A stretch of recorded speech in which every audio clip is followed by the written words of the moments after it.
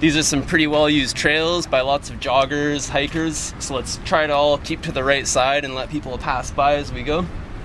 The other thing's obviously make sure we don't leave any litter. If you see some litter, it's great if you can pick it up and we'll, have a good presence here.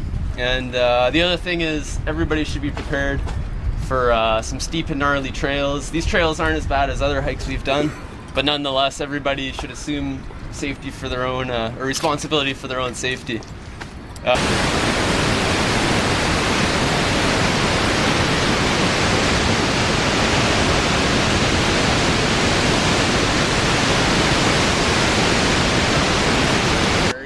And it's not even that much taller or wider than this tree right here.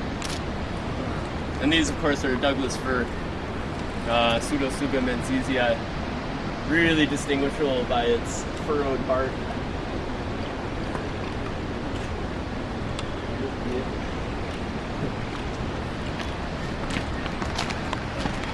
Define an old-growth forest as a forest that has relatively large, dead standing trees. It has coarse woody debris on the ground, like this big log you see right here. It has a canopy that has lots of openings, and then also multi-leveled canopy. Like you'll see younger trees with bigger trees over it, trees of different heights, and you end up with a very diverse structure to the forest. So that's what an ecologist calls an old-growth forest. That's what I learned about in school. But it's kind of interesting because there's so many different definitions of what an old-growth forest is, right? I mean, the government says that an old-growth forest is a forest that's over 240 years old, whereas I think that the general public thinks of an old-growth forest as a forest with big, huge trees, like really spectacular. So there's a bit of recently the government was saying, oh, there's more old-growth forests in BC than have ever existed before. Which is totally controversial. They're not talking about the same old growth forest that the public wants conserved. So in that context, I think that ancient forest is a pretty suitable name for it, especially when you consider that some of these forests are thousands of years old. And lots of people ask me, like, what's up with Ancient Forest Committee? Did you guys just make up ancient forests just to sound cool? Well, I think it makes a lot of sense. And we're just about to come down to one of the tallest Douglas firs, or one of the tallest trees in the Vancouver area. And it's 77 meters tall. It used to grow over 100 meters tall. And there's all sorts of records of trees that were up to 125 meters tall cut down, which would be the tallest tree in the world if they were indeed that tall. And the tallest tree in the area now is in the Temple of Time Grove of Giants in the Seymour Valley, and that's 86 meters tall. It's over there, right? Right. Mm-hmm. Right. Yeah, it seems that there's a history of fire in this area. Otherwise, I don't think there'd be so many Douglas firs. Yeah.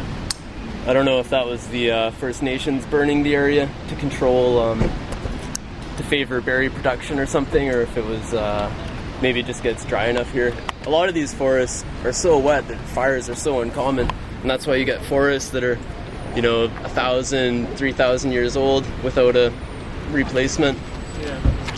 Real scars too, and I think that's from lightning. Yeah. It's like it boils the sapwood and just bursts open. Yeah.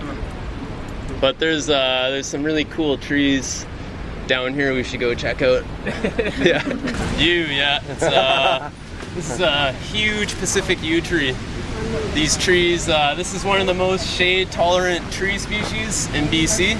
You can see it's really got no light at all, but it doesn't actually look like it's doing too great. But these trees will grow for several hundred years in like the densest, darkest parts of the forest. You'll often find them in deep ravines, growing into the ravine where no other tree would ever grow. And it doesn't need much light? It doesn't need much light. It'll grow for hundreds of years. Wow. They usually don't get much bigger than this. The largest Pacific yew is actually just up the river in the watershed. It's almost a meter wide. Wow. But this is a very large specimen. Yeah. And do you guys know the drug that's made from this tree? I forget. Taxol, yeah. Taxol is one of the most important, most effective anti-cancer or cancer treatment drugs. So I don't know, to me that's kind of interesting because people talk about biodiversity. Oh, maybe one day we'll find the cure for cancer in the Amazon jungle or something. And well, here you go, like that's one of the best things we have. They're actually able to synthesize the chemical Taxol from these trees. For a while, when they first discovered it, people were going and ripping the bark off of it because that's what you used to make it. And they were almost threatened for a bit, but that's pretty much over. Does anybody know the Latin name? Taxols, Taxus brevifolia. Oh. Yeah, it's very similar actually to European yew, which we plant all over Vancouver. Very similar. Let's see what else have we got here. Oh, those are a couple more yews actually, about 20 feet from us in that little wood planter there. And we've got a little Douglas fir tree there. And then this nice tree here. That's a western hemlock. It's got really beautiful feathery foliage, kind of easy to identify it in tiny little cones. And also sort of lines on the bark, not like really deep like the Douglas fir, kind of smooth lines. And we've got, here's some maple. Vine maple, isn't it? Yeah, this is vine maple, Acer circinatum. And then we've got some red cedars right here. And the red cedar is known as the tree of life.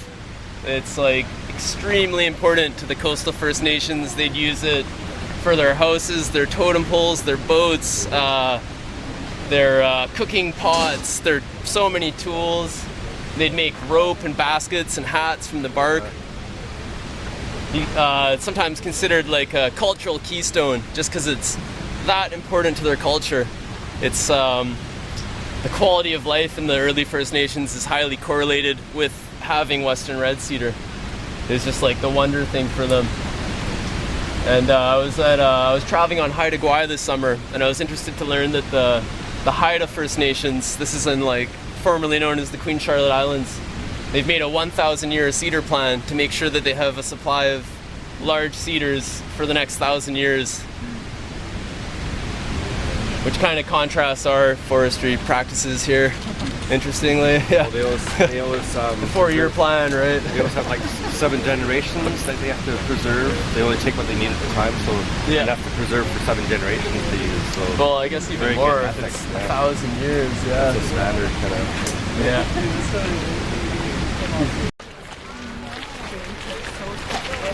Make a mess, but I've heard you can eat the roots if you're like, starving to death. Yeah, I've heard. I actually don't know. Yeah, I think the leaves are a little bit toxic, though. I think you have to be careful. Yeah, I think the First Nations would use the leaves when they did pit cooking ceremonies. Oh yeah, Like wrap they up. lay the hot coals. They put the food in it, the clams, the sort of the bulbs or whatever, and then they'd cover it in skunk cabbage leaves sometimes.